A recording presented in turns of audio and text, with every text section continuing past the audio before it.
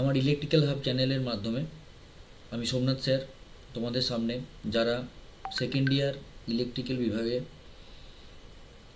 পড়াশোনা করছো, যাদের পরীক্ষা 3 জানুয়ারি থেকে 16 জানুয়ারি অবধি শুরু হবে সেমিস্টার পরীক্ষা, তাদের জন্য একটা গাইড হিসাবে একটা সাজেশন বলতে পারো। তোমাদের জন্যই ডিসি মেশিন এবং ট্রান্সফর্মার বলে যে সাবজেক্টটি থার্ড সেমে তোমরা পড়ছো, সেই সাবজেক্টের ওপরে একটা গাইড হিসাবে তোমাদেরকে দিতে চাইছি। সেখানে প্রিভিয়াস ইয়ারের কোশ্চেন, যেখানে কিছু নিউমেরিক্যালও আছে, এবং সেখানে যে ধরনের থিওরি কোশ্চেনগুলো আসতে পারে সেই সমস্ত কিছু নিয়ে আলোচনা করা হয়েছে।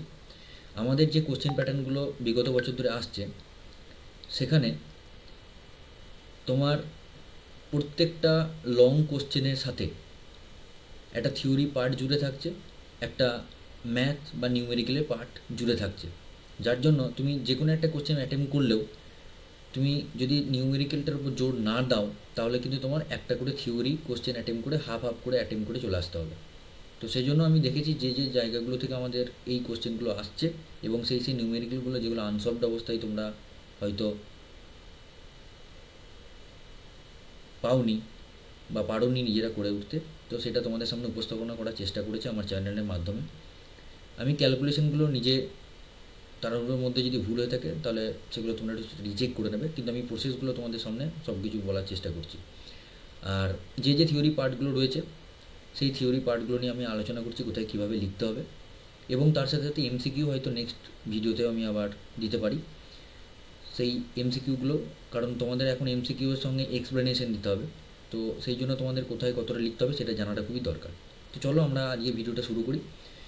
প্রথম ডিসি জেনারেটর থেকে আমরা যেটা ভাবছি যে প্রথমে ক্রস ম্যাগনেটাইজিং ডিম্যাগনেটাইজিং ইফেক্ট। তোমরা জানো যে আমাদের আর্মেচার রিয়াকশন বলে যে টপিকসটা রয়েছে সেটা কতটা ভাইটাল। সেই আর্মেচার রিয়াকশনের মেন ফান্ডা, যখন নো লোড অবস্থায় আর্মেচারের কারেন্ট যায় না, তখন একটা জেনারেটরের ক্ষেত্রে বলছি, তখন সেখানে কোনো রকম আর্মেচার ফ্লাক্স তৈরি হয় না, তাই মেন ফ্লাক্সের সাথে তার ইন্টারাকশন করার কোনো দরকারও পড়ে না, তাই সেখানে আর্মেচার রিয়াকশনও ঘটে না। কিন্তু যখন আর্মেচারের ভিতরে কোনো কারেন্ট যায়, তার জন্য আর্মেচার ফ্লাক্স তৈরি হয়, সেই ফ্লাক্স ফিল্ড ফ্লাক্সের সাথে ইন্টারাকশান করে, যেটাকে আমরা আর্মেচার রিয়াকশন বলে জানি। তার কিছু ইফেক্ট আছে, সেটাকে একটা ক্রস ম্যাগনেটাইজিং বলি, একটাকে ডিম্যাগনেটাইজিং বলি। ক্রস ম্যাগনেটাইজিং মানে হচ্ছে যেটা পোল ফেসের সঙ্গে জড়িত, পোল ফেসের আন্ডারই যে কন্ডাক্টরগুলো থাকে তারা ক্রসের জন্য দায়ী, যারা পোল ফেস বাদ দিয়ে যে পোর্শনটা রয়েছে, সেই যে জায়গাগুলোতে জন্য যে কন্ডাক্টরগুলো যে আর্মেচার ফ্লাক্সটা তৈরি করে, সেটা হচ্ছে ডিম্যাগনেটাইজিংয়ের জন্য দায়ী। ক্রস ম্যাগনেটাইজিং আর ডিম্যাগনেটাইজিংটা খুব একটা ভাইটাল ইফেক্ট, এটা অন্যান্যভাবেও দিতে পারে, ঠিক আছে। তো আমি এখানে বেসিক্যালি কোন কোন কোশ্চেনগুলো আসতে পারে সেগুলো তোমাদেরকে একটু মেমোরাইজ করার জন্য শর্টে শুধু কোশ্চেনগুলো লিখেছি। এই জিনিসগুলোকে তোমাদেরকে ধরে ধরে কারণ তৈরি করতে হবে, তার কারণ এই মুহূর্তে তোমাদের নিজেরা যে ভাষাটা পড়ে লিখবে সেটাই তোমার পরীক্ষা খাতাতে লিখতে পারবে, কোনো মুখস্থ করে তুমি এটা কিন্তু পেরে উঠবে না। নেক্সট কোশ্চেন, চলো, derive the condition for maximum efficiency of the DC generator. মানে তোমাকে এই যেটা ম্যাথ আছে, নিউমেরিক্যাল বেস টাইপের যে কোশ্চেন, এটা theory but numerical, DC generator maximum efficiency কখন দেয়, তো এটা একটা নিউমেরিক্যাল বেস, এটা একটু দেখবে তোমরা। নেক্সট হচ্ছে why DC machine armature is made of silicon steel, মানে ডিসি মেশিনের যে আর্মেচারটা আছে সেটা কেন সিলিকন স্টিল। এই কোশ্চেনটা দেখো তোমরা কিন্তু শর্ট কোশ্চেন হিসাবেও পাবে, সেটাকে এক্সপ্লেনেশন হিসাবেও ধরতে পারো, আবার বড় কোশ্চেন 2-3 নম্বরের দিতেও পারে।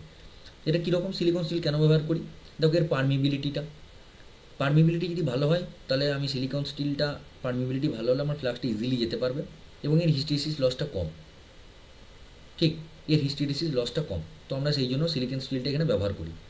ল্যাপ winding used in more number pole of DC generator, why. এই কোশ্চেনটা একটু অন্যরকম, একটু বোঝার চেষ্টা করবে। ল্যাপ ওয়াইন্ডিং ইউজড, কেন ল্যাপ ওয়াইন্ডিং আমরা ব্যবহার করি in more number of pole, মানে বেশি নাম্বার পোল যেখানে আছে সেই সব ডিসি জেনারেটর ক্ষেত্রে। মানে আমরা তো জানি যে আমাদের জেনারেটরের যে equation easy equal to P5ZN/60A, তো সেখানে P5ZN, তো সেখানে দেখো পিও আছে, আবার 5ZN/60A যে প্যারালাল পথ, আমরা কি জানি যে ল্যাপ ওয়াইন্ডিংয়ের ক্ষেত্রে number of pole equal to number of parallel path. তো এখানে ল্যাপ ওয়াইন্ডিং সেই সব ক্ষেত্রে ব্যবহার করি। ল্যাপ ওয়াইন্ডিং বেসিক্যালি ব্যবহার করি কোথায়, ল্যাপ ওয়াইন্ডিং ব্যবহার করি আমরা যেখানে লো ভোল্টেজ হাই কারেন্ট সেই সব ক্ষেত্রে হাই কারেন্ট পেতে চাই ডিসি জেনারেটরের কাছ থেকে, সেই সব ক্ষেত্রে আমরা ল্যাপ ওয়াইন্ডিং ব্যবহার করি। এবারে হাই কারেন্ট মানে যতগুলো ল্যাপ ওয়াইন্ডিংয়ের ক্ষেত্রে আমরা জানি যতগুলো পোল সংখ্যা ততগুলো প্যারালাল পথ। তাহলে ধরে নাও তোমার কোনো মেশিনে 2-এর জায়গায় 4টে পোল বা 6টা পোল, ততগুলো প্যারালাল পথ। প্যারালাল পথ যত বেশি হবে তত তোমার কারেন্টটা বাড়বে, কারণ তোমরা জানো 4-5টা ব্রাঞ্চ থেকে কারেন্ট যে এক জায়গায় মিলিত হলে কারেন্টের ব্রাঞ্চটা বাড়বে।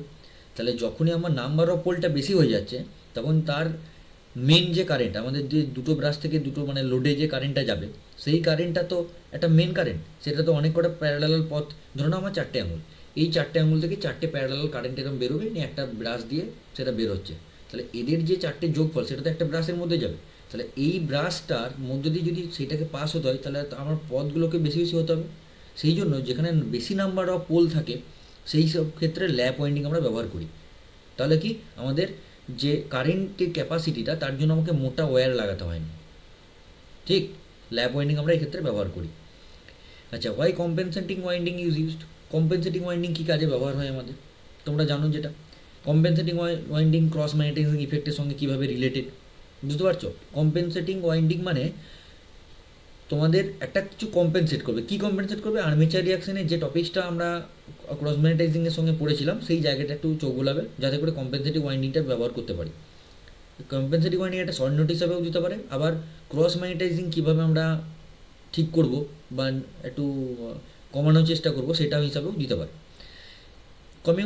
কমিউটেশন প্রসেস, তোমরা জানো যে কমিউটেশন প্রসেসটা কীরকম, মানে একটা ব্রাশ থাকে যেখান থেকে আমরা কারেন্টটা কালেক্ট করি এবং আমাদের যে আর্মেচারের ভিতরে কয়েলগুলো আছে সেটা এন থেকে এস পোলের যখনই যায়, যখন রোটেশনের মাধ্যমে যায়, তখন একটা কয়েলের মধ্যে যেদিকে কারেন্ট যাচ্ছিলো এস পোলের আন্ডারে গেলি, মানে এন পোলের আন্ডারে যেদিকে কারেন্ট যাচ্ছিলো হয়তো লেফট টু রাইট যাচ্ছিলো, এস পোলের আন্ডারে ঢুকলে রাইট টু লেফট হবে। তো সেই কমিউটেশন প্রসেস আমাদেরকে কী বোঝায়? কমিউটেশন প্রসেস আমাদেরকে বলে দেয় যে একটা পার্টিকুলার একটা নির্দিষ্ট কয়েলের মধ্যে তার কারেন্টের ডিরেকশনটা আস্তে আস্তে কীভাবে কমে আবার উল্টো ডিরেকশন নিয়ে নেয়। তো সেই কমিউটেশন প্রসেসটা একটু দেখে নিতে হবে, এবং তার জন্য আমার একটা আলাদা করে ভিডিও ছাড়াও আছে আর্মেচার রিয়াকশন আর কমিউটেশনের উপর, তোমরা একটু দেখে নিও। সেই জন্য আমি আর্মেচার রিয়াকশন আর কমিউটেশনের উপর বেশি আমি এখানে কিছুভাবে বলিনি বিস্তারিতভাবে। আচ্ছা, function of the equalizing connection and interpole. Equalizing connection কেন আর ইন্টারপোলই বা কেন? দেখো, প্রথমত ইকুইলাইজিং কানেকশনটা বলি। ল্যাপ ওয়াইন্ডিংয়ের কথা আমরা বললাম, ওয়েভ ওয়াইন্ডিংয়ের ক্ষেত্রে কিন্তু আমরা ইকুইলাইজিং কানেকশনটা আমরা ব্যবহার করি না, ল্যাপ ওয়াইন্ডিংয়ের ক্ষেত্রে ব্যবহার করি। কেন? কারণ ল্যাপ ওয়াইন্ডিংয়ের প্যারালাল পথ, যতগুলো পোল ততগুলো প্যারালাল পথ। তাহলে যতগুলো প্যারালাল পথ হবে সেখান থেকে প্রত্যেকটা, এই যে 4টে আঙুলের কথা বললাম, 4টে লাইন থেকে হয়তো আমার কারেন্টটা আসছে, তাহলে এদের প্রত্যেকটাকে আমাকে শর্ট করে দিতে হবে। কেন বলো তো শর্ট করে দিতে হবে? এই ইকুইলাইজিং রিং যেটা থাকে এইটাই সেটা শর্টটা করে দেয়, কারণ এই যে প্রত্যেকটা পাথ থেকে আসছে না, তাদের মধ্যে যদি আলাদা আলাদা করে যদি ভোল্টেজ ডিফারেন্স তৈরি হয়ে যায় তাহলে কারেন্টটা ওই ব্রাশ থ্রু দিয়ে লোডে না গিয়ে নিজেদের মধ্যে সার্কুলেটিংভাবে ফ্লো করতে লাগবে। কী হবে? নিজেদের মধ্যে সার্কুলেটিংভাবে ফ্লো করতে লাগবে। সেই জন্য ইকুইলাইজার কানেকশন কী করে, এই 4টে থেকে যে কারেন্ট বেরোয় সেটাকে শর্ট করে দাও, মানে এটাকে পুরো একদম তাদের মধ্যে কোনো রকম পোটেনশিয়াল ডিফারেন্স রাখতে চায় না। বোঝা গেল? যেহেতু এইগুলো ছোটোখাটো এক্সপ্লেনেশনের মধ্যে আসতে পারে সেইগুলো আমি ডেপথে বলছি, আর যেগুলো তোমাদের কমন জিনিস সেগুলো শুধু কোশ্চেনটা দেখে নাও, নিজেরা তৈরি করবে এবং সেগুলোকে একটু লিখে বা বলার চেষ্টা করবে, একা বসে বসে বলার চেষ্টা করবে বা গ্রুপ স্টাডি বন্ধুদের মধ্যে বলার চেষ্টা করবে। নেক্সট হচ্ছে ইন্টারপোল। ইন্টারপোল আর কমিউটেশনের মধ্যে একটা রিলেশন আছে। জানো যে কমিউটেশনের জন্য যেখানে আন্ডার কমিউটেশন যে কয়েলটা থাকে তার ভেতরে একটা রিয়াক্টেন্স ভোল্টেজ তৈরি হয়। সেই রিয়াক্টেন্স ভোল্টেজটার জন্য যখন একটা কয়েল একটা ব্রাশ থেকে আর একটা ব্রাশের দিকে যায় সেখানে একটা স্পার্কিং হয়। তো এই রিয়াক্টেন্স ভোল্টেজটাকে নিউট্রালাইজ করার জন্য ইন্টারপোলের মার্কেটে আসা। ইন্টারপোল কী করে, যে রিয়াক্টেন্স ভোল্টেজটা ওই আন্ডার কমিউটেশন কয়েলের মধ্যে তৈরি হয় সেই কমিউটেশন বা রিয়াক্টেন্স ভোল্টেজটাকে এটাকে নালিফাই করার চেষ্টা করে। তাহলে কি আমার রিয়াক্টেন্স ভোল্টেজটাও কমছে একাধারে, তার সাথে সাথে আমার স্পার্কিংটাও কমছে, তাহলে স্মুথলি একটা স্পার্কলেস কমিউটেশন পেতে পারি। বোঝা গেল? তাহলে ইন্টারপোলের কাজ অ্যাকচুয়ালি আমি এখানে একটা ছবি দিয়ে বোঝাচ্ছি। দেখো, আমি কম্পেনসেটিং ওয়াইন্ডিংয়ের কথাটা যেটা বলছিলাম, এই যে টোটাল একটা রোটর বা আর্মেচার যেটাই বলো না কেন, এইটা হচ্ছে পোল ফেস, এটা পোল ফেস। তো এর দেখো আমি বলেছিলাম যেটা ক্রস ম্যাগনেটাইজিং, এই পোল ফেসের আন্ডার এটা যারা দায়ী আছে না, এই যে কন্ডাক্টরগুলো, এইগুলো হচ্ছে ক্রস ম্যাগনেটাইজিংয়ের জন্য দায়ী, এগুলো হচ্ছে ক্রস ম্যাগনেটাইজিং। আর এইখানে যেগুলো থাকে সেগুলো হচ্ছে ডিম্যাগনেটাইজিংয়ের জন্য দায়ী, এটা ডিম্যাগনেটাইজিং ইফেক্টের।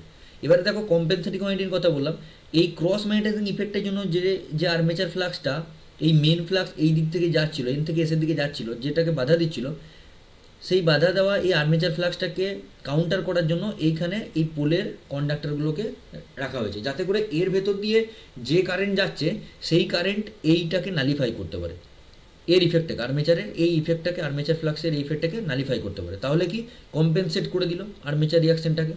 ঠিক, আর এইটা হচ্ছে ইন্টারপোল। ইন্টারপোলটা দেখো দুটো পোলের মাঝখানে ছোট পোল। এবার ইন্টারপোলের পোলারিটি কী হবে, তোমার জেনারেটরটা ধরো এইভাবে ঘুরছে, এই দিকে ক্লকওয়াইজ ডিরেকশনে ঘুরছে, তাহলে ক্লকওয়াইজ ডিরেকশনে ঘোরার সময় সামনের দিকে যে পোলটা পড়বে, যদি এটা এস হয় তাহলে এই ইন্টারপোলের ডিরেকশন হবে এস, ইন্টারপোলের ডিরেকশন হবে এস। আবার দেখো এ ঘোরার সময় এই দিকটা এন পাচ্ছে, তাহলে এর ডিরেকশন হবে এন, মানে যে রোটেশনে ঘুরবে সেই রোটেশনে ঘুরতে গিয়ে তোমার সামনের দিকে যে পোলটা পড়বে, অ্যাহেডের যে পোল, সেই পোলটার পোলারিটি অনুযায়ী তোমার ইন্টারপোলের পোল হয়। আচ্ছা, নেক্সট একটা জিনিস বলা যে এই দেখো ইন্টারপোলটা এখানে বসানো আছে, আর দেখো এটা ব্রাশ, মানে এই ব্রাশের কাছে কিন্তু এখানে কিন্তু কমিউটেশনে, আন্ডার কমিউটেশনে ওই কয়েলটা ঘুরছে। ঠিক, তো যখন এখানে রিয়াক্টেন্স ভোল্টেজটা তৈরি হচ্ছে, সেই রিয়াক্টেন্স ভোল্টেজটাকে কাউন্টার করার জন্য এই পোলটার মার্কেটে আসে। তাহলে বোঝা গেল ইন্টারপোলার কম্পেনসেটিং ওয়াইন্ডিংয়ের সিচুয়েশনটা কোথায়, এরা সিচুয়েটেড থাকে। চলো নেক্সট কোশ্চেন দেখে নিই। দেখো, explain the characteristics of the DC motor. DC মোটরের যে ক্যারেক্টারিস্টিক্সগুলো রয়েছে, N versus I A, N versus T, ঠিক স্পিডের সাথে। তো এই ধরনের যে মোটরের যে ক্যারেক্টারিস্টিক রয়েছে, সেখানে সিরিজ মোটরটা একটু দেখবে, কারণ শান্ট মোটরেরটা মোডললেস সব কনস্ট্যান্ট পাবে, কিন্তু সিরিজ মোটরের ক্ষেত্রে তোমাদের স্পিডের সঙ্গে কারেন্ট বা স্পিডের সঙ্গে টর্কের যে রিলেশন, সেটা কিন্তু একটু ইনভার্সলি হয়। কারণ আমরা জানি যে ইবি বাই ফাই, আর একটা জিনিস আমরা জানি যে টর্কের সঙ্গে যখন কারেন্ট হয়, তখন সিরিজ মোটরের ক্ষেত্রে সিরিজের ভেতরে যে কারেন্ট যায় সেটা ফিল্ডের কারেন্ট হিসাবেও কাজ করে, আবার কারেন্ট হিসাবেও কাজ করে। আমরা টর্ক মানে কি জানি, টর্ক মানে জানি phi into I A. Phi হচ্ছে ফিল্ডের ফ্লাক্স, আর আই এ হচ্ছে আর্মেচারের কারেন্ট। কিন্তু সিরিজ ফিল্ডের ক্ষেত্রে ওই ফাইটা কিন্তু আই এর উপরেই ডিপেন্ড করে, সেই জন্য টি ভ্যারিজাস আই স্কোয়ার। সেই ক্ষেত্রে আমাদের গ্রাফটা একটু দেখতে হবে যে গ্রাফটা ঠিক এই শেপের হয়, যেখানে আমরা কম কারেন্টে প্রথমেই ম্যাক্সিমাম একটা স্পিড পাই বা টর্ক পাই, তারপরে আস্তে আস্তে কিন্তু কমতে থাকে। মানে টি ভ্যারিজাস আই স্কোয়ার মানে একটার সাথে এটা একটা স্কোয়ারের সাথে করে বেশি করে এটা নির্ভর করে। ঠিক, স্পিডের সাথে কারেন্টের একটা রিলেশন হয়, আর টর্কের একটা হয়। তো স্পিডের সাথে কারেন্টের যেটা হয়, খেয়াল করে দেখো এন ভ্যারিজাস ইবি বাই ফাই। তো ইবি বাই ফাই, যেহেতু সিরিজ মোটরের ক্ষেত্রে আমি বেশি করে জোর দিচ্ছি যে কারেন্টটার ওপরেই ফ্লাক্সটা নির্ভর করে, এই যে ইবি বাই ফাই, তাহলে কারেন্ট বাড়লে ফ্লাক্স বাড়বে, তাহলে ফ্লাক্স বাড়লে স্পিড কমবে। তাহলে বুঝতে পারছো কার্ভটা কী হবে, তাহলে যখন আমার কারেন্টটা কম স্পিড বেশি, এরকম ধরনের। তো এই ডিসি মোটরের যে কার্ভটা রয়েছে ক্যারেক্টারিস্টিক্স, তোমরা একটু এগুলো পড়ে নেবে, এগুলো বেসিক জিনিসগুলো, আমি এগুলোকে ডিটেলসে বলতে চাইছি না। Explain the speed control method. Speed control method মানে আমাদের কী কী জানি, আমরা এটাকে স্পিড কী কীভাবে কন্ট্রোল করতে পারি। দেখো, প্রথমে হচ্ছে ফ্লাক্স কন্ট্রোল মেথড, যেটাকে আমি বলছিলাম। শান্ট মোটর বা সিরিজ মোটর যাই বলো না কেন, সেখানে আমাকে মেনলি হচ্ছে স্পিড হচ্ছে ইবি আর ফাইয়ের উপর ডিপেন্ডেন্ট। তাহলে ফিল্ডের যে ফ্লাক্স, সেই ফ্লাক্সকে আমি যদি কমাতে চাই, তার মানে ফিল্ডের ভেতরে কারেন্টকে কমাতে হবে। কারেন্টকে যদি কমাতে যাই, তাহলে সেখানে নিশ্চয়ই রেজিস্ট্যান্স দিতে হবে ফিল্ডের সার্কিটে, মানে ফিল্ডের যে কয়েলটা আছে সেখানে এক্সটার্নাল রেজিস্ট্যান্স একটা দিতে হবে। তাহলে যদি রিওস্ট্যাটের মাধ্যমে, আমরা ল্যাবেও হয়তো করেছি, রিওস্ট্যাটের মাধ্যমে যদি ফিল্ডের কয়েলের ভেতরে রেজিস্ট্যান্স দিই, তাহলে কারেন্ট সেখানে কমবে, কারেন্ট কমলে সেখানে ফ্লাক্স কমবে, ফ্লাক্স কমলে সেখানে স্পিড বাড়বে। তাহলে অ্যাবাভ দ্য স্পিডের ক্ষেত্রে আমরা ফ্লাক্স কন্ট্রোল মেথডটা ইউজ করছি, বোঝা গেল। আর্মেচার কন্ট্রোল মেথড মানে আর্মেচারের যে রেজিস্ট্যান্স আছে, সেখানে আমরা আর্মেচারের ভোল্টেজ বলতে আমরা কী জানি, ইবি, যদি মোটরের ক্ষেত্রে ইবি বলি, সেটা হচ্ছে supply voltage V minus IRA করে যেটা পাই সেটা হচ্ছে ইবি। এবার দেখো আর্মেচারের যে রেজিস্ট্যান্স আছে, সেখানে যদি আমি এক্সটার্নাল রেজিস্ট্যান্স আরও অ্যাড করতে পারি, তাহলে ইবিটা আমার চেঞ্জ হচ্ছে, বুঝতে পারলাম। Supply voltage V minus IRA, সেখানে আইআরএ যে ড্রপটা সেটা আর্মেচারের ড্রপ, সেই আরের জায়গায় আমি এক্সটার্নাল রেজিস্ট্যান্স আরও 2 বা 3 ওহম ঘুরে দিলাম, তাহলে কি ড্রপটা আরও বেড়ে গেল, তাহলে ইবিটা আগের থেকে কি কমে গেল, ইবিটা কমে গেল। তাহলে এইভাবে আমরা আর্মেচারের ভেতরে রেজিস্ট্যান্সকে ইনবিল্ড করে আমাদের স্পিডকে কন্ট্রোল করতে পারি। Next voltage control, armature diverter আর ফিল্ড ডাইভার্টার আছে। এবার দেখো আর্মেচার ডাইভার্টার, ফিল্ড ডাইভার্টার, এই কথাগুলোর মানেটা কি। মানে অ্যাকচুয়ালি সিরিজ মোটরের ক্ষেত্রে আমরা কী করি, দেখবে সিরিজ মোটরের ফিল্ড আর আর্মেচারের ওয়াইন্ডিং তো একই সাথে সিরিজে থাকে, সেই জন্য আমাদের প্রবলেম হবে কি, ওইভাবে আমি বাইরে থেকে এক্সটার্নাল রেজিস্ট্যান্স বা এরকম না করে আমাকে থ্রু পাস মানে ডাইভার্টারের সাহায্যে আমাদেরকে এটাকে ইনবিল করতে হয়। ঠিক, ফিল্ড ডাইভার্টার, আর্মেচার ডাইভার্টার। আর ভোল্টেজ কন্ট্রোল মেথড আমরা ওয়ার্ড লিওনার্ডের যে একটা মেথড আছে সেটা আমরা দেখে নেবো একটু, তাহলেই বুঝে যাব যে ওখানে একটা ডিসি জেনারেটারের থ্রু দিয়ে আমরা ডিসি মোটরকে আমরা ঘোরাচ্ছি, আর ডিসি মোটর সাপ্লাইটা পাচ্ছি তার মানে ডিসি জেনারেটার দিয়ে। ওয়ার্ড লিওনার্ড, এটা একটা ছবির মাধ্যমে ভালো করে বুঝতে পারবে তোমরা। তো যে ডিসি জেনারেটারটা ঘুরবে সেই জেনারেটারটা ঘুরবে একটা ইন্ডাকশন মোটরের সাহায্যে, আর জেনারেটার যে সাপ্লাইটা দেবে, মানে আমাকে তো মেকানিক্যাল এনার্জি দিয়ে ইলেকট্রিক্যাল এনার্জি পেতে হবে জেনারেটারের ক্ষেত্রে, তো ওই এনার্জি যে জেনারেটেড ইএমএফটা হবে সেটা মোটরকে দেবে। তাহলে আমরা স্মুথলি কন্ট্রোল করতে পারবো by using the DC generator. সেখানকার ভোল্টেজকে কন্ট্রোল করে আমরা ডিসি মোটরের সাপ্লাই ভোল্টেজটা কন্ট্রোল করতে পারবো। কেমন? নেক্সট 10 নম্বর কোশ্চেনে দেখে নাও, explain the various method of speed control, derive the speed equation. Speed ইকুয়েশনটা মানে আমরা জানি যে টর্কে যেটা 1.59 যে দিয়ে যেটা আছে সেই ইকুয়েশনটা, বা 9.55 EBIA/N যেটা আমরা জানি।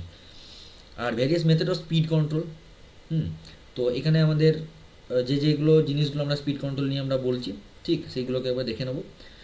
আর 4 পয়েন্ট স্টার্টার, দেখো আমি এখানে কেন 4 পয়েন্ট স্টার্টারটাকে গুরুত্ব দিয়েছি, 3 পয়েন্ট স্টার্টারও আসতে পারে। দেখো তুমি যদি 4 পয়েন্ট স্টার্টারটা পড়ে থাকো তাহলে তোমার 3 পয়েন্ট 4 পয়েন্ট দুটোই কিন্তু কভার হয়ে যাচ্ছে। কেন? দেখো 3 পয়েন্ট স্টার্টারে যে 3টে পয়েন্ট এল, এ আর জেড, 4 পয়েন্ট স্টার্টারে একটা পয়েন্ট বেড়ে গেছে। কী করে বেড়েছে? পার্থক্যটা বোঝার চেষ্টা করো। 3 পয়েন্ট স্টার্টার দেখবে আর 4 পয়েন্ট স্টার্টার দেখবে, সেখানের মধ্যে পার্থক্য একটা জায়গায়, ফিল্ডের কয়েলটা আর নো ভোল্ট রিলিজ কয়েলটা একটাই পয়েন্ট ছিল, যেটা হচ্ছে 3 পয়েন্ট স্টার্টারের ক্ষেত্রে। 4 পয়েন্ট স্টার্টারের ক্ষেত্রে ফিল্ডের কয়েলটাকে আলাদা করে দেওয়া হয়েছে, নো ভোল্ট রিলিজ কয়েলের কয়েলটাকে পয়েন্টটাকে আলাদা করে দেওয়া হয়েছে।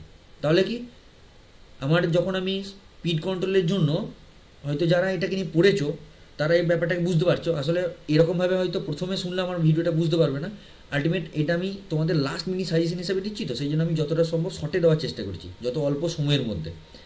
তো 4 পয়েন্ট স্টার্টারের যে বেসিক পার্থক্যটা, যখন আমরা স্পিড কন্ট্রোল করি, স্পিড কন্ট্রোল করতে গেলে আমাকে ফিল্ডের ভেতরে কারেন্টটাকে কম দিতে হবে। কারেন্ট যদি কম দিতে থাকি তাহলে ফ্লাক্স কম হবে, ফ্লাক্স কম হলে স্পিডটা বাড়বে, এটাই আমরা জানি।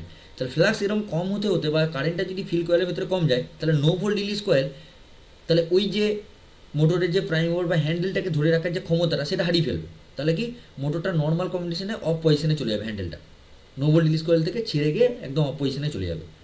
তাহলে সেই জন্য কী করা হয়, 4 পয়েন্ট স্টার্টারের ক্ষেত্রে ফিল্ড কয়েলটাকে আলাদা করে দেওয়া হয় আর আমার নো ভোল্ট রিলিজ কয়েলটাকে আলাদা করে দেওয়া হয়। তো এই বেসিক পার্থক্যটা একটু দেখে নেবে, যদি না হয় এটারও একটা ভিডিও আমার আগের ভিডিওগুলোতে দেওয়া আছে এই 4 পয়েন্ট স্টার্টার 3 পয়েন্ট স্টার্টার নিয়ে।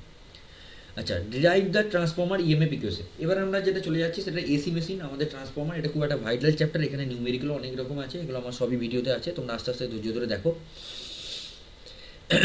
Derive the transformer EMF equation.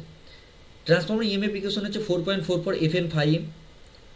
এইটা আমাদের একটু পড়ে নিতে হবে যাতে করে এটা আসার চান্স একটু আছে, প্রবাবিলিটি যেগুলো থাকে। Draw the phasor diagram of on load practical transformer. দেখো ফেজর ডায়াগ্রাম কিন্তু আমাদের মেনলি আছে 4টে। একটা হচ্ছে নো লোড দিয়ে on load, full load, no load দিয়ে আইডিয়াল প্র্যাকটিক্যাল, অন লোড দিয়ে আইডিয়াল প্র্যাকটিক্যাল। তো আমি এখানে প্রেফার করছি draw the phasor diagram of on load practical. On load মানে বুঝতে পারছো সেখানে I2 ফ্লো করবে, I2 ফ্লো করা মানেই তোমরা জানো যে I1 ড্যাশও ফ্লো করবে, ঠিক। I1 ড্যাশ আর I0 মিলে প্রাইমারি কারেন্ট I1 হবে। তো এই যে ফেজর ডায়াগ্রামের কথাটা আমি বললাম, এই ফেজর ডায়াগ্রামটা কিন্তু খুব ভাইটাল, কারণ এইগুলো দিয়ে আমাদের ম্যাথও আসে। তাই এই যে টোটাল যে 4টে ফেজর ডায়াগ্রাম আছে, বা একটা এইটাকে যদি ভালো করে করো, অনলোড প্র্যাকটিক্যাল ট্রান্সফর্মারটাকে যদি তোমরা ভালো করে করো, তো সেটার ক্ষেত্রে আমরা ম্যাথ যেগুলো আসবে ছোটোখাটো, সেগুলো কিন্তু শর্ট কোশ্চেনের ক্ষেত্রে সেগুলো তোমরা পেরে যাবে, ঠিক। তাই প্র্যাকটিক্যাল কন্ডিশন মানে হচ্ছে যেখানে আমরা লোডগুলোকে ধরি, আর আইডিয়াল কন্ডিশনে রেজিস্ট্যান্স বা রিঅ্যাকট্যান্স এগুলোকে আমরা ধরি না। কেমন? নেক্সট বলছি parameter from open circuit short circuit test. Basically এটা প্যারামিটার কেন লিখলাম, প্রথমত দেখো open circuit short circuit test থেকে তোমাকে ডাইরেক্ট হয়তো কিছু দেবে না, শুধু বলবে কোর লস কী করে মেজার করে, কোন মানে শর্ট কোশ্চেন হিসাবে কোর লস কী করে মেজার করি ওপেন সার্কিট টেস্টে দিয়ে, কপার লস কী করে মেজার করি শর্ট সার্কিট টেস্ট দিয়ে, কোর লস কোন সাইডে হয় কোন সাইডে ওপেন রাখা হয়, শর্ট সার্কিট টেস্টটা কোন সাইডে হয় কোন দিকটা ওপেন রাখা হয়, এইগুলো। এবার দেখো তোমাকে এর থেকে একটা বেশি জিনিস জানতে হবে, যেটা আমি দেখো নিউমেরিক্যাল শর্ট কোশ্চেন, তোমার এখানে এই কোর লস বা ওপেন সার্কিটের ডাটা থেকে কিন্তু নিউমেরিক্যাল আসার চান্স বেশি, শর্ট সার্কিট টেস্ট থেকে নিউমেরিক্যাল আসার চান্স বেশি। এই যে কোর লস বা ওপেন সার্কিট টেস্টটা আমি তোমাদের সামনে বলছি, এই কোর লসের ক্ষেত্রে আমাদের ডাটা আসে যেটা R0 আর X0, এখান থেকে আসে আমাদের আইসি আর আইএম। আইসি হচ্ছে core loss component of no load current, IM হচ্ছে magnetizing component of the no load current, ঠিক। এই আইসি আর আইএম এর উপর ডিপেন্ড করে I0 বারে নো লোড কারেন্টটা আমরা বের করতে পারি। যেমন তো এই আইসি আইএম এরা যে relation, IC equal to I0 cos phi 0, IM equal to I0 sin phi 0, এই যে রিলেশনগুলো আছে এইগুলো থেকে আমাদের শর্ট কোশ্চেন আসতে পারে, অ্যাজ ওয়েল অ্যাজ তোমাদের ম্যাথে খুব কাজে লেগে যাবে। যেমন শর্ট সার্কিট টেস্ট থেকে আমরা কী ডাটা পাই, সেখান থেকে আমরা R02 X02 মানে রেফার্ড যে ভ্যালুগুলো আছে না রেজিস্ট্যান্সের, যে ধরে নাও resistance primary refer to secondary, reactance primary refer to secondary, তো সেক্ষেত্রে কপার লসের ক্ষেত্রে আমরা কী করি, যেহেতু ট্রান্সফর্মার আছে কপার লসের ক্ষেত্রে প্রাইমারি রেজিস্ট্যান্স আর সেকেন্ডারি রেজিস্ট্যান্স আলাদা আলাদা, তাই আমরা যখন ক্যালকুলেশন করি যে কোনো একটা সাইডে নিয়ে চলে যায়, হয় প্রাইমারিটা সেকেন্ডারিতে অথবা সেকেন্ডারিটা প্রাইমারিতে, সেটা ট্রান্সফরমেশন রেশিওর উপর ডিপেন্ড করে R2/R1 = K², এরকম একটা ফর্মুলার মাধ্যমে আমরা এটাকে এদিক ওদিক করে নিয়ে যাই, যাতে করে আমাদের নিউমেরিক্যালটা খুব ইজিলি আমরা সলভ করতে পারি। তো মনে রাখবে ওপেন সার্কিট শর্ট সার্কিট থেকে যে নিউমেরিক্যালগুলো আছে সেগুলো আসার চান্স আছে, এবং সেটা না থাকলেও শর্ট কোশ্চেনে কিন্তু ওপেন সার্কিট শর্ট সার্কিট দিয়ে তোমাদের কিছু কিছু ছোটোখাটো কোশ্চেন দিয়ে দেবে যেটা নিউমেরিক্যাল বেস, এইখান থেকে এক্সপ্লেনেশন দেওয়ার চান্সটা কিন্তু বেশি। আচ্ছা, derive the condition for maximum efficiency of transformer. ট্রান্সফর্মারের ম্যাক্সিমাম এফিসিয়েন্সির কন্ডিশন কি আমরা জানি, ট্রান্সফর্মারের ম্যাক্সিমাম এফিসিয়েন্সি হয় core loss equal to copper loss. যখন core loss equal to copper loss সেটা ডিরাইভ করতে হবে, কিন্তু এটা শর্ট কোশ্চেন হিসেবে দিতে পারে যে core loss equal to copper loss, যেখানে সেটাই হচ্ছে আমাদের কন্ডিশন। দেখো যতগুলো আমি থিওরির কোশ্চেন বললাম তার সঙ্গে সঙ্গে এইটাকে যদি তোমরা থিওরি আকারে ভালো করে পড়ো তাহলে কিন্তু তোমাদের শর্ট কোশ্চেনটা এখানে অনেক কিছু হয়ে যাবে, কারণ এর ভেতরেই কিন্তু শর্ট কোশ্চেনগুলো আছে, খুব ইজি কনসেপ্টচুয়াল। দেখো হোয়াট ইজ অল্টি এফিসিয়েন্সি, আমরা এফিসিয়েন্সি মানে কি জানি, আউটপুট বাই ইনপুট। ওই আউটপুট বাই ইনপুটটাকে আমরা কীভাবে লিখি, আউটপুট বাই ইনপুটটাকে লিখি আউটপুট প্লাস লস, সেই লসের মধ্যে কোর লস আছে কপার লস আছে এইরকমভাবে। এবার হোয়াট ইজ দ্য অলডি এফিসিয়েন্সি, ট্রান্সফর্মারের ক্ষেত্রে অলডি এফিসিয়েন্সিটা একটা খুব ভাইটাল ফ্যাক্টর, কারণ ট্রান্সফর্মার সবসময় সব লোডে একদম ফুল লোডে রান করে না, কখনো মানে আওয়ার বেসিসে 2 ঘন্টা ধরে এই লোডটা চললো, 4 ঘন্টা ধরে ওই লোডটা চললো, এরকম ধরনের। তাহলে এই অলডি এফিসিয়েন্সি যেটা দেখতে পাচ্ছ, সেই অলডি এফিসিয়েন্সিতে তোমার ট্রান্সফর্মার একটা ভাইটাল পয়েন্ট, যেখানে হচ্ছে টোটাল ডে বেসিসে একটা এফিসিয়েন্সি। এমনি এফিসিয়েন্সি আর অলডি এফিসিয়েন্সির মধ্যে কিছু বেসিক পার্থক্য রয়েছে, তো অলডি এফিসিয়েন্সিটা একটু দেখে রাখবে, এটা শর্ট নোট হিসাবে। আচ্ছা, এই যে কোশ্চেনটা, explain how much copper will save in auto transformer. Auto ট্রান্সফর্মারের যে থিওরি, সেই থিওরিতে দেখবে 1 - K ইন্টু যেটা সেকেন্ডারিতে যেটা লেগেছে, বা K ইন্টু সেকেন্ডারিতে যেটা লেগেছে, বা সেভিংস, এই টোটাল হচ্ছে অটো ট্রান্সফর্মারের থিওরিটা লেখাও যা।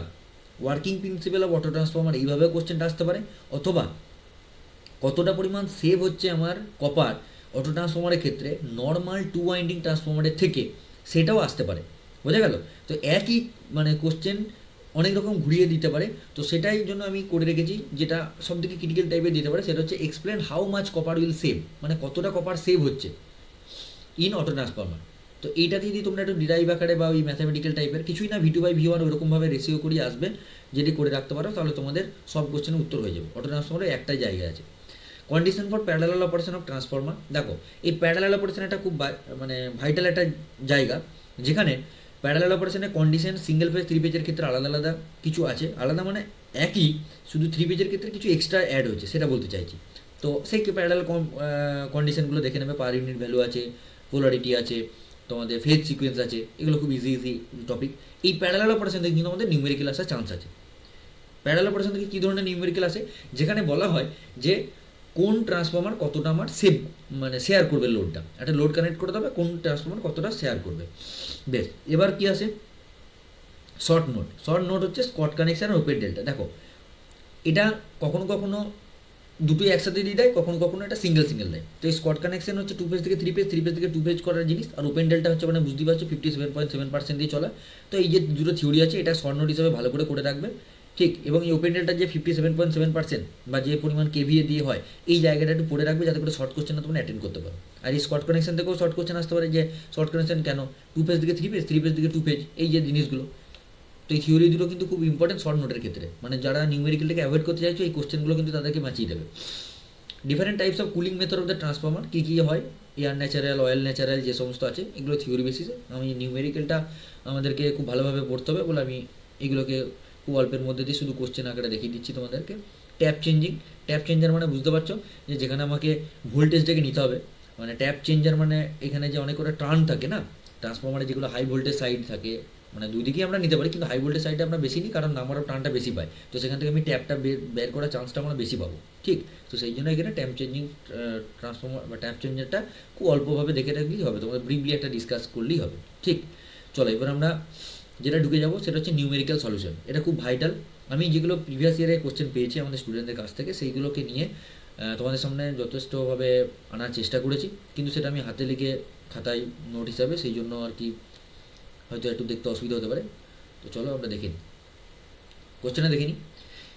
এ 4 পোল ল্যাব কানেক্টেড, 4 পোল মানে পি ইকুয়াল টু 4, দেখো ল্যাব কানেক্টেড মানে প্যারালাল পথ, এ ইকুয়াল টু পি, বুঝতেই পারছো। সান জেনারেটার মানে প্রথমে আমরা একটা ছবি এঁকে নেবো সানটের। Supply load of 5 kilowatt at 250 volt, 5 kilowatt. তাহলে দেখো আমি এটা প্রথমে জেনারেটার রেখেছি, সান জেনারেটার, এটা সান ফিল্ড, এটা এটা আর্মেচার, এটা ব্রাশ। তো সেখানে বলা হয়েছে যে 4 পোলের মেশিন মানে পি ইকুয়াল টু 4।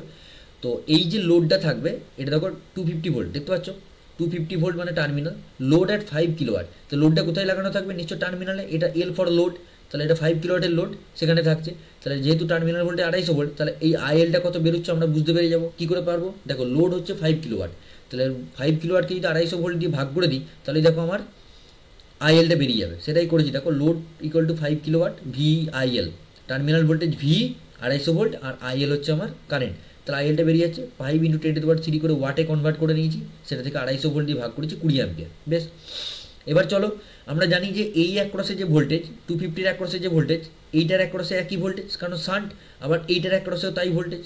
তাহলে আইএসএইচ আর এসএইচ এইখানে যে ভোল্টেজ হবে সেটাই মানেই হচ্ছে ভি 250 ভোল্ট। তাহলে সেটাই করেছি, দেখো আইএসএইচ আর এসএইচ 500/250 হলো, 500/250, 500 হচ্ছে তোমার এখানে যেটা ভি হচ্ছে তোমার এখানে যেটা আরএসএইচ তোমার 250 আছে, সরি এখানটাতে 500 না, এখানে যেহেতু ভিটা 250 ভোল্ট দেওয়া আছে আমি এখানে 500 করেছি ভুল করে, যেটা 250 করে নেবে, তোমরা ক্যালকুলেশনটা দেখে নেবে। এই যে ভিটা আমার ম্যাথে বলা আছে 250, আমি এটা ভুল করে 500 লিখে ফেলেছি, তো ক্যালকুলেশনটা চেক করে নেবে।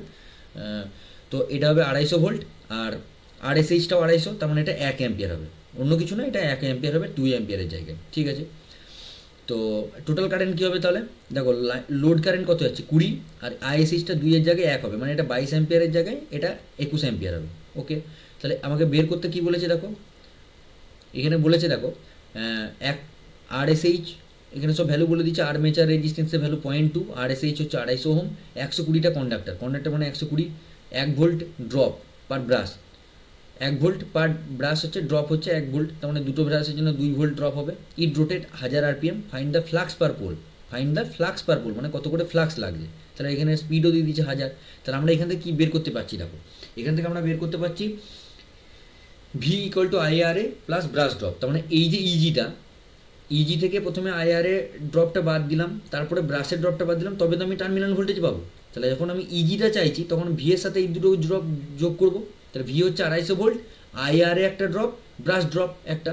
তাহলে এখানে আমার ক্যালকুলেশনটা একটু ভুল হয়ে গেছে, কি সেটা ভি হচ্ছে 250 ভোল্ট, IRA যেটা আইএটা আমার 21 অ্যাম্পিয়ার হবে, যেটা আমি 22 অ্যাম্পিয়ার করে ফেলেছি, 21 অ্যাম্পিয়ার, আর এ হচ্ছে 0.2, আর দুটো ব্রাশের জন্য একটা ব্রাশের জন্য এক ড্রপ, তাহলে দুটোর জন্য 2 ড্রপ। তাই এরকম করে হয়তো তোমার একটু মাইনর চেঞ্জ হবে, 256 জায়গায় হয়তো 55 হবে। তো এটা ইজি ক্যালকুলেশন। তো সেখান থেকে এবার আমরা কী করলাম, ইজি ইকুয়াল টু P5ZN/60A, এই রিলেশন জানি। তাহলে ফাই ইকুয়াল টু কি, ইজি 60A এদিকে চলে গেল গুণ হয়ে, আর PZN দেখো ইজির ভ্যালু আমরা এখান থেকে বের করেছি, তোমরা ক্যালকুলেশনটা একবার করে নেবে, মেথডটা খালি দেখে রাখো, ক্যালকুলেশন হয়তো এদিক ওদিক কিছু হতে পারে। আর এ প্যারালাল পথ 4, কারণ ল্যাপ ওয়াইন্ডিং বলে এ ইকুয়াল টু পি, সেই জন্য 4 বসিয়েছি। দেখো পি হচ্ছে 4, আচ্ছা জেড হচ্ছে 1200 কন্ডাক্টার, আর এন হচ্ছে 1000 RPM, সরি এখানে জেড হচ্ছে 120, কন্ডাক্টারটা হচ্ছে এখানে 120। তো সেইভাবে তোমরা ক্যালকুলেশনটা দেখে নেবে, এই জায়গাটা যেগুলো হয়েছে, তো সেই করে আমার ফ্লাক্সটা বেরিয়ে যাবে। যদি এরকম আসে সেটাকে মিলিয়ে এবারও করতে পারবে। তাহলে অঙ্কটা দেখে মেথডটা খালি বুঝে নেবে যে লোডটা আমার কোথায় কানেক্টেড করতে হবে, সেখান থেকে আমি লোড কারেন্টটা কোথায় দেবো। বেশ, নেক্সট কারেন্ট চলে আসি, চলো দেখো এ ডিসি শান্ট মেশিন, একটা ডিসি শান্ট মেশিন আছে যার armature resistance 0.12, RSH shunt field resistance 100 ohm, is connected with 250, এটা নিশ্চয়ই 250 ভোল্ট হবে, 250 volt bus bar, line current 80 ampere. Line current মানে বুঝতে পারছো এইটা, যদি এটা শান্ট ধরি তো প্রথমে দেখো আমি তীর চিহ্নটা দেবো না, যখন আমরা প্রথমে স্টার্ট করবো না তখন এই তীর চিহ্নটা দেবো না। কেন দেবো না? কারণ আমি আগে বলেছি ডিসি শান্ট মেশিন, ভালো করে অঙ্কটা বোঝার চেষ্টা করো। একটা ডিসি শান্ট মেশিন, এটা কিন্তু বলেনি জেনারেটর বা মোটর, বোঝা গেল? তাহলে শান্ট মেশিন, তাহলে শান্ট আকারে করে রেখে দিলাম, শুধু armature resistance 0.12, shunt resistance 100 ohm করে রেখে দিলাম। বেশ, এইটা লাইন কারেন্ট আইএল যেটা, সেটা কিন্তু 80 অ্যাম্পিয়ার, কিন্তু আমি এই কারেন্টটা দিয়েছি পরে, মোটর হিসাবে বলেছে বলে পরে দিয়েছি, তোমরা কিন্তু প্রথমে এটা দেবে না। বেশ, then when the machine is operated as motor, তারপরে আমি মোটর বলে কি কারেন্ট ঢুকবে সেই জন্য আমি এরকমভাবে দিয়েছি। দ্য স্পিড হচ্ছে 1000 আরপিএম, তাহলে যখন মোটর হিসাবে ব্যবহার করবো তখন হচ্ছে 1000 RPM. What will be the speed when it operate as generator delivering same current, মানে বলতে চাইছে যে যদি এটা মোটর হিসাবে ব্যবহার করলাম সেটাতে গেল, যদি আমি এটাকে জেনারেটর হিসাবে ব্যবহার করি এবং সেম কারেন্ট দিই, 80 অ্যাম্পিয়ার যেটা ঢুকছে লাইন কারেন্ট সেটা যদি 80 অ্যাম্পিয়ার বের হয়, তাহলে আমার এখানে কত স্পিডে ঘুরবে। চলো এবার দেখি। প্রথমে আমাকে যেহেতু মোটর হিসাবে বলেছে, প্রথমে আমরা ব্যাক ইএমএফ বের করে নেবো। কী করে? দেখো সাপ্লাই ভোল্টেজ কত, 250। বেশ, আইএ কত, আইএটা বের করতে গেলে আমাকে কি জানতে হবে, এর ভেতরে কত কারেন্ট যাচ্ছে। আচ্ছা আমরা জানি কত, 80, এটা জানি, খালি এটা জানি। এবারে এই দিকটা কি জানি আমরা, 250 ভোল্ট, এই দিকেও, তার মানে আইএসএইচ আর এসএইচ হচ্ছে 250, কেন? কারণ এইটা প্যারালাল, এইটা প্যারালাল, এটা প্যারালাল, তাহলে আইএসএইচ এই দিকে যে কারেন্টটা যায় তার নাম হচ্ছে আইএসএইচ, এটা আমি লিখি নিকো, আইএসএইচ আর এসএইচ শান্টের কারেন্ট। তো আইএসএইচ হচ্ছে 250 ভোল্ট বাই 250, এই 100 ওহম দিয়ে ভাগ করলে আমি 2.5 অ্যাম্পিয়ার, তাহলে এটা হচ্ছে শান্টের কারেন্ট। তাহলে দেখো 80 অ্যাম্পিয়ার ঢুকলো, শান্টের কারেন্ট 2.5 অ্যাম্পিয়ার বেরিয়ে গেল, তাহলে আর্মেচারে কত ঢুকলো সেটাই করেছি। দেখো আই এটা হচ্ছে 80 মাইনাস 2.5 করলে 77.5, মানে 77.5 অ্যাম্পিয়ার, বুঝতে পারছো? 80 অ্যাম্পিয়ার ঢুকছে, তার মধ্যে 2.5 অ্যাম্পিয়ার চলে যাচ্ছে আর শান্টের, তাহলে বাকি 77.5 অ্যাম্পিয়ার যাচ্ছে আর্মেচার কারেন্টে, সেটাই করা হচ্ছে। দেখো 250 ভোল্ট মাইনাস 77.5 ইন্টু 0.12, সেটা ক্যালকুলেশন করে তোমরা 240.7 পাবে। তাহলে এইটা হচ্ছে আমার ব্যাক ইএমএফের স্পিড, ব্যাক ইএমএফ সরি। এবার দেখো যখন আমরা এটাকে বলেছি জেনারেটর, কি বলেছে, যদি আমরা জেনারেটর হিসেবে ব্যবহার করি তাহলে আমরা কত স্পিডে ঘোরাবো, what will be the speed when it operate generator same current delivering same current. তাহলে দেখো জেনারেটর হিসেবে ব্যবহার করছি, তাহলে কী হবে, জেনারেটর হিসেবে যখনই ব্যবহার করবো তখন যে কারেন্টটা 80 ঢুকছিল, তাহলে আমি ধরে নিলাম জেনারেটরের কারেন্টটা 80টা বেরোচ্ছে, তাহলে 80 যদি বের হয় আর শান্টের কারেন্ট যেমন যাচ্ছিল 2.5 যাবে, তাহলে আর্মেচার থেকে কত বেরোবে, আর্মেচার থেকে 82.5, এই 2.5 মানে 82.5, বোঝা গেল? 82.5 বের হবে, এখানে আমি 80 প্লাস 2 করেছি, এটা 82.5 হবে, 2.5, এটা 2.5টা আমি ধরতে হয়তো 2 করে ফেলেছি, এই মাইনর মিস্টেকগুলো আমার হয়েছে। তো এই যে তাহলে এই আর্মেচার কারেন্টটা কত হবে, 82.5, তাহলে এইদিকে যাচ্ছে 2.5, এইদিকে যাবে 80, তাহলে এই করে যখন তুমি দেখবে আইএটা হবে 82.5, ঠিক? তাহলে 250 প্লাস এটা যখন করবে তখন আমি জেনারেটর হিসাবে ভোল্টেজ পাবো 259.84 ভোল্ট, 259.84 ভোল্ট। এবার দেখো এখানে speed of generator, speed of motor, NM NG, speed of voltage of generator, voltage of, এটা বি না লিখে এমও লিখতে পারতাম, যেহেতু আমি এখানে মোটরের জন্য ব্যাক এমএ বের করে ফেলেছি বলে ইবি লিখেছি, ঠিক আছে? তো আমাকে জেনারেটর স্পিড বার করতে বলেছে, তাহলে দেখো স্পিড আর ইএমএফ যদি আমরা এরকমভাবে জানি, এন ভ্যারি যদি বি/5, সেই জন্য আমরা এইভাবে লিখেছি। তাহলে দেখো মোটরের স্পিড কত বলেছিল বলো তো, 1000, দেখবে ম্যাথটা লিখে নেবে খাতায়, 1000 আরপিএম। ইজি কত বের হয়েছিল, 259, কিন্তু ক্যালকুলেশনটা তোমাদের একটু চেঞ্জ হতে পারে না, ইজিটা এইখানটা যেটা 82.5 দিয়ে গুণ করতে হবে, আর ইবিটা 240.7, দেখো ইবিটা হচ্ছে 240.7, তো এটা ক্যালকুলেশন করলেই তোমাদের এনজিটা বেরিয়ে যাবে। তার মানে আমি কী করছি, জেনারেটারের ভোল্টেজ ডিপেন্ড করছে জেনারেটারের স্পিডের সাথে, মোটরের ভোল্টেজ ডিপেন্ড করছে মোটরের স্পিডের সাথে, এই রিলেশনটা দিয়ে আমরা স্পিডটা বের করে ফেলেছি। হলো, চলো এবারে আমরা যেটা করব, এটা একটা ইজি ম্যাথ আছে যেটা তোমরা ইজিলি করতে পারবে, সেই জন্য আমি এটা স্কিপ করলাম, একটু দেখে নেবে এটা বাগবারের সাথে কীভাবে। এই অঙ্কটার ক্ষেত্রে একটা জায়গা খালি বলে দিই, it supplies power 125 number of lamp, each হচ্ছে 250 ভোল্ট 40 ওয়াট।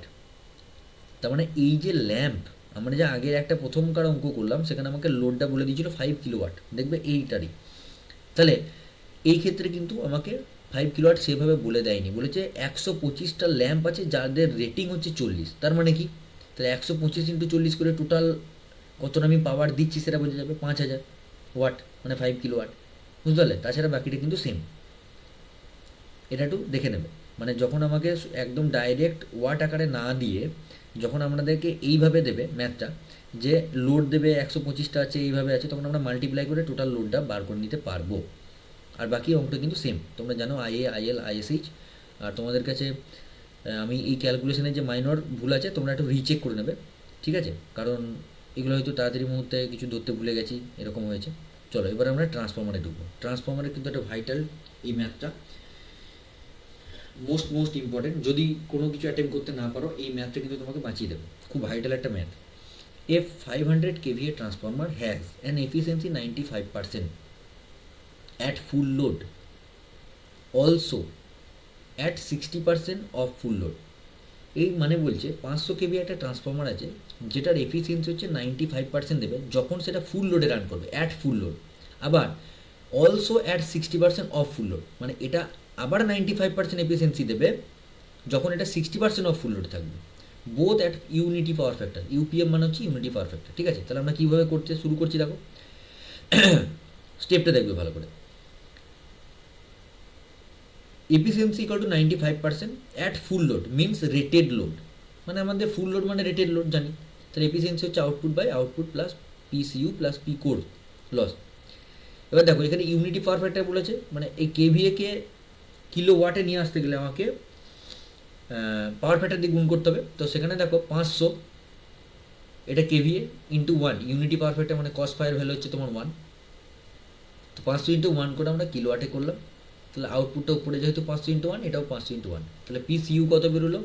PCU প্লাস PCOর যেমন আছে তেমন থাকছে, নিয়ে 0.95, 95% মানে 95/100, 0.95। নেক্সট আমরা কী বের করছি? PCU plus P core loss হচ্ছে 500/0.95 মাইনাস 500। দেখো এটা এইদিকে চলে যাচ্ছে, এটা এদিকে নেমে যাচ্ছে, 500 নিচে 0.95 নেমে যাচ্ছে, এটা এদিকে চলে যাচ্ছে। তো এটা ক্যালকুলেশন করলে তোমরা বুঝতে পারবে যে শুধু PCU আর পি কোর লস যদি থেকে থাকে, মানে PCU for copper loss, P core মানে হচ্ছে কোর লস, তো থাকলে এখান থেকে আমরা পাচ্ছি যেটা ক্যালকুলেশন করে 26.31। এটা আমার 1 নম্বর ইকুয়েশন। নেক্সট বলেছে যেটা সেকেন্ড কন্ডিশনের ক্ষেত্রে, যে has an efficiency at full load also 60% of full load, মানে বলছে আবার 95% দেবে। সেকেন্ড কন্ডিশন, এফিসিয়েন্সি 95% যখন লোড হচ্ছে 60% অফ ফুল লোড, লোড হচ্ছে 60% অফ ফুল লোড। তার মানে 60% অফ ফুল লোড মানে আগে যে লোডটা ছিল, মানে 500 কেভিএ ধরে নাও, 500 কেভিএটা ফুল লোড, তার 60% ইন্টু পাওয়ার ফ্যাক্টর যেমন থাকবে সেটাই করে রেখেছি। এবারে যখনই এই রকম দেখবে না যে লোডটা চেঞ্জ হচ্ছে, 60% হচ্ছে, 50% হচ্ছে, তখন মনে রাখবে সেটা কপার লসকে কিন্তু একটা ইফেক্ট ফেলবে। কীরকম? 60% মানে 0.6, ফুল লোডে যে পরিমাণ কারেন্ট গেছিলো, ধরে নাও ফুল লোডে আমার 10 কারেন্ট গেছিলো, 10 কারেন্ট মানে I2 হচ্ছে আমার 10। তো যখনই সেটা 60% হয়ে যাচ্ছে, 60% যদি এরকম বলে তাহলে ধরে নিলাম আমার 6, আমি ধরে নিলাম এটা আমার 6 অ্যাম্পিয়ার হলো। তাহলে আগের থেকে তো কমে গেল, তাহলে 10 অ্যাম্পিয়ার গেলে 10-এর স্কোয়ার কপার লস হচ্ছিলো, মানে I² আর মানে তো কপার লস, তাহলে 10-এর স্কোয়ার কপার লস হচ্ছিলো। কিন্তু যখন 6 অ্যাম্পিয়ার হয়ে যাচ্ছে তখন 6-এর স্কোয়ার হচ্ছে। তার মানে দেখো এই যে কমে যাচ্ছে, সেই কমে যাওয়াটা হচ্ছে সেই রেশিওটাকে আমাকে এখানে ইন্ডিকেট করতে হচ্ছে। তাহলে PCU হচ্ছে ফুল লোডের কপার লস 60%-এর স্কোয়ার, 60%-এর স্কোয়ার। কেন? কারণ I²R যখন কারেন্ট বা লোডের কোনো রকম ভ্যারি হয় তখন কপার লসটা মনে রাখবে স্কোয়ারে চেঞ্জ হয়, ঠিক? সেটা যদি বিস্তারিত বলতে বলো সেটা আমি আলাদা কোনো ভিডিওতে বলে দেবো এটা কী হচ্ছে, কারণ এগুলো বেসিকগুলো তোমরা জানো, এই ধরেই আমি এরকম ধরনের ম্যাথগুলোকে নিয়ে এসেছি। তো সেটা হচ্ছে PCU হচ্ছে 60% অফ করে রেখেছি প্লাস পি কোর লস। সেখান থেকে আমি ক্যালকুলেশনটা ইজি করেছি, দেখো 500 ইন্টু 0.6, 60% মানে 0.6 ইন্টু 1 ইউনিটি পাওয়ার ফ্যাক্টর, সেটা থেকে দিয়ে ওয়াটে নিয়ে চলে এলাম, কিলো ওয়াটে, ঠিক? তাহলে এই কটাকে গুণ করলে 300 আসছে, সেটাকে আমি একবারে লিখে দিয়েছি 300 নিচেতে। আর এটা হচ্ছে 0.36, কপার লসটা দেখো আগে যা ছিল তার থেকে চেঞ্জ হয়ে গেল, পি কোর লসটা যেমন ছিল তেমনই আছে, ঠিক? আর 95% মানে 0.95। এবার এইটা হচ্ছে আমার 2 নম্বর ইকুয়েশন। এবার এই 1 আর 2 ইকুয়েশনটা কী করেছি, 0.36 PU আর পি কোর লস, এটাকে যদি তোমরা একটু ঠিকঠাক করে সাজিয়ে নাও তাহলে দেখতে পাবে এই ক্যালকুলেশনটা করে 15.78 আসছে, 15.78 আসছে। এটা 2 নম্বর ইকুয়েশন। তো আমরা কী করেছি, 2 নম্বর -1, 1 নম্বর বা 1 নম্বর -2 নম্বর যাই কিছু করো না কেন, সেখানে তোমাকে কপার লসটাই পড়ে থাকবে, কোর লসটা কেটে যাবে এবং কপার লসটা আসছে তোমার 16.45। এগুলো খুব ইজি স্টেপগুলো, আমি এটা স্কিপ করছি। 16.45 আর কোড লসটা সেখান থেকে বের করে নিতে পারবো, যেহেতু এখানে রিলেশনগুলো আছে। দেখো P core loss copper loss হচ্ছে 26.31 এক নম্বর ইকুয়েশনে। তাহলে আমি যদি কপার লসটা এখান থেকে পেয়ে যাই, দেখো এখানে কপার লস 16.45 পেয়ে গেছি, তাহলে পি কোড লসটা হচ্ছে 9.86। এটা ইজি ক্যালকুলেশন। এই অবধি আমাদের গেল পি কোড লস আর কপার লস বের করতে। এবার কোশ্চেনের লাস্টটা যেটা বলেছে, calculate the efficiency of transformer, TR for আমি ট্রান্সফর্মার লিখেছি শর্ট ফর্মে, at 75% of full load at 0.8 power factor lagging. মানে আমাকে বের করতে বলেছে এফিসিয়েন্সিটা 75% অফ দ্য ফুল লোড। মানে এইগুলো যেমন 60% অফ দ্য ফুল লোড ছিল, তো ফুল লোডের 75%-এ কত এফিসিয়েন্সি দেবে সেটা বের করতে বলেছে। তাহলে কী করে বের করছি দেখে নাও। চলো 75%, দেখো ফুল লোড কত 500, 75 মানে কি 0.75 ইন্টু 0.8। কেন পাওয়ার ফ্যাক্টরটা আগের দুটোর ক্ষেত্রে দেখো বোথ ইউনিটি পাওয়ার ফ্যাক্টর লিখেছিল, এই ক্ষেত্রে দেখো 0.8 পাওয়ার ফ্যাক্টর বলে দিয়েছে যে এই লোডে আমাকে বের করতে বলেছে এফিসিয়েন্সি। তাহলে 0.8 এই কটা গুণ করলে বেরোচ্ছে 300 আবার। সেই জন্য আমি 300তে একবারে বারবার লিখে এই করার থেকে এতটা ক্যালকুলেশন লেখা থেকে নিচেতে এইখানকার ভ্যালু আর উপরের ভ্যালুটা একই হয়, জানো তোমরা, output by output plus loss করতে শুরু করেছি। আচ্ছা, পি কোর লস আর পি কপার লস এই দুটো ডাটা কিন্তু আমরা আগের দুটো ইকুয়েশন থেকে সলভ করেছি। পি কোর লস হচ্ছে 9.86, দেখো লিখেছি, আর পি কপার লস হচ্ছে এখানে ওই 16.45, যেটা এই দেখো এখানে কেটে গেছে ছবিটা 16.45। আচ্ছা, এটাকে আমি একটু ছোটো করে দিতে পারি,